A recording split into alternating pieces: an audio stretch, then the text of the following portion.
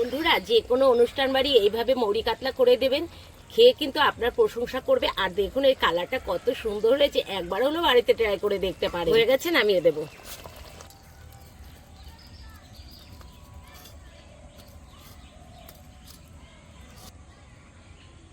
নমস্কার বন্ধুরা, স্বাগত জানাই জব্বার রান্নাঘর উইথ ভিলেজ ফুডে। বন্ধুরা আজকে ইউনিক একটা মৌরি কাতলা রেসিপি বানিয়ে দেখাবো। ভিডিওটি সম্পূর্ণ দেখবেন, ভালো লাগলে লাইক কমেন্ট শেয়ার করে দেবেন।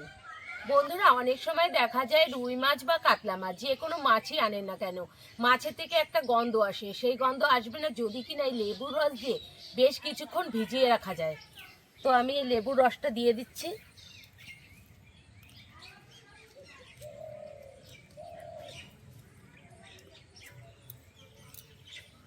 এবার জল দিয়ে দেব। এবার বেশ কিছুক্ষণ ভিজিয়ে রাখবো। মশলাগুলো বেটে নেব। প্রথমে বাটবো চাল মগজ। এইখানে আছে দুটো কাজু বাদাম, আর আছে চাল মগজ, আর আছে পোস্ত, একসাথে দিয়ে বেটে নেব।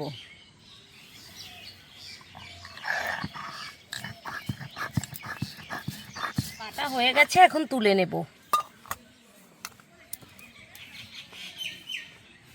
মৌরি কটা বেটে নেব।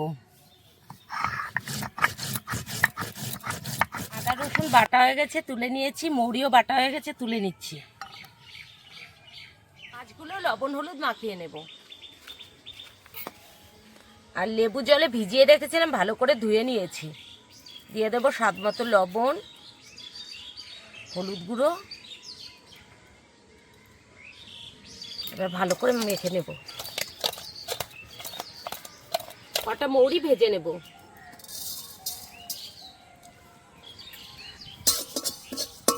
মৌরিগুলো ভালো করে ভেজে নিয়েছি, এবার নামিয়ে নেব।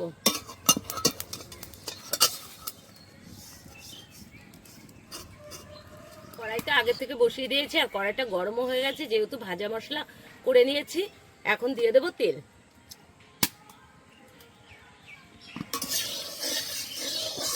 ভালো করে গরম করে নিয়েছি, এবার মাছগুলো দিয়ে দিতে হবে।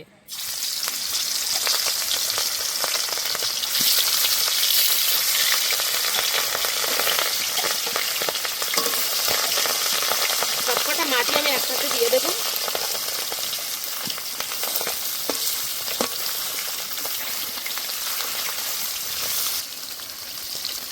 এদিকে আমি ভেজে রাখা মৌরিগুলো বেটে নেব। বাটা হয়ে গেছে, তুলে নিচ্ছি। দেখুন কালারটাও খুব সুন্দর হয়েছে ভাজাটা, আর বাটাটাও খুব সুন্দর হয়েছে। এবার মাছগুলো উল্টে দেব।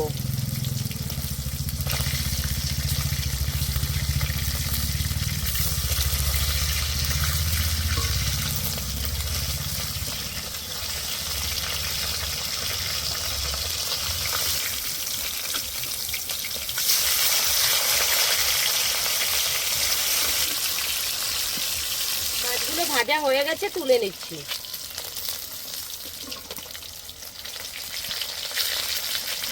এই রান্নাটা আপনারা চাইলে রুই মাছ দিয়ে করতে পারেন। আমার এই মাছটা একটু ছোট কাতলা ছিল, যেহেতু খুব বেশি বড় কাতলা না।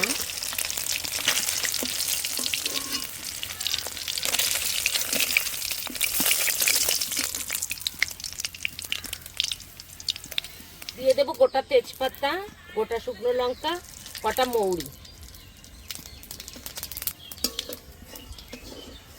এখানে পেঁয়াজ বাটা আছে দুটো, দিয়ে দিচ্ছি মিডিয়াম সাইজের।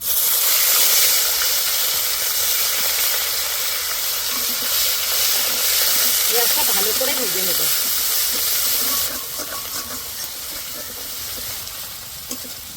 পেঁয়াজটা একটু ভেজে নিয়েছি, এবার দিয়ে দেবো কুচি করা কাঁচা লঙ্কা।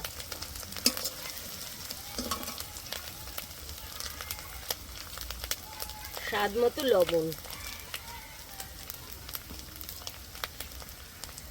হলুদ গুঁড়ো,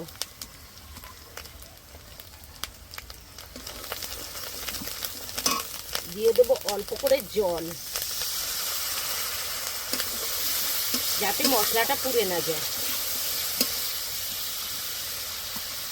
আদা বাটা, রসুন বাটা, আদা রসুন দিয়ে কিছুক্ষণ নেড়ে নেব।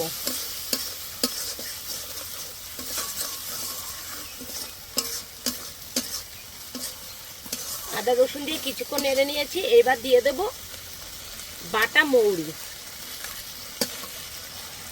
অল্প একটু জলও দিয়ে দেব মশলাটা ধুয়ে।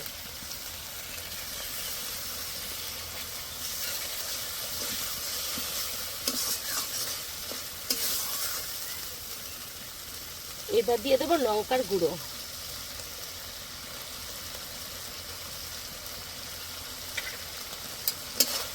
আবারও বেশ কিছুক্ষণ কষে নেব। মশলাটা ভালো করে কষে নিয়েছি। ঠিক এই সময় দিয়ে দিতে হবে চাল মগজ পোস্ত আর দুটো কাজু বাদাম বেটে রেখেছিলাম, সেটাই দিয়ে দিচ্ছি। এবার আবার একটু কষে নেব।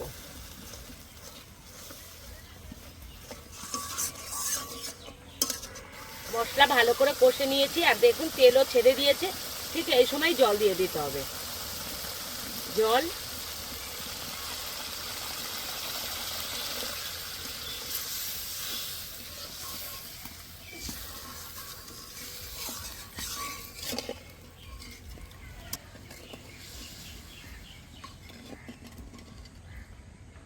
ঝোলটা ভালো করে ফুটে গেছে। এই সময় মাছটা দিয়ে দিতে হবে, কারণ মাছটা একটু জাল না খেলে কিন্তু টেস্ট হয় না রান্নাটা। তো আমি মাছগুলো এখন দিয়ে দেবো।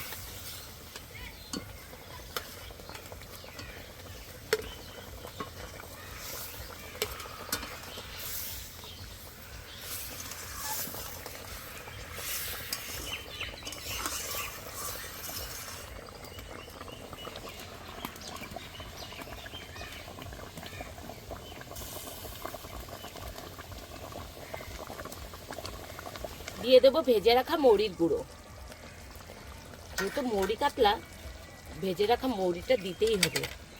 আর দিয়ে দেবো গরম মশলার গুঁড়ো। আর এই রান্নাটা অবশ্যই একটু ঘি দেবেন। যে কোনো অনুষ্ঠান বাড়ি এই রান্নাটা করে দেখবেন, খেতে কিন্তু দুর্দান্ত লাগে। এমনকি বিয়ে বলেন, যে কোনো অনুষ্ঠানে এই রান্নাটা করে দেখতে পারেন, সবাই খেয়ে কিন্তু নাম করবে। এত সুন্দর হয় এই মৌরি কাতলাটা।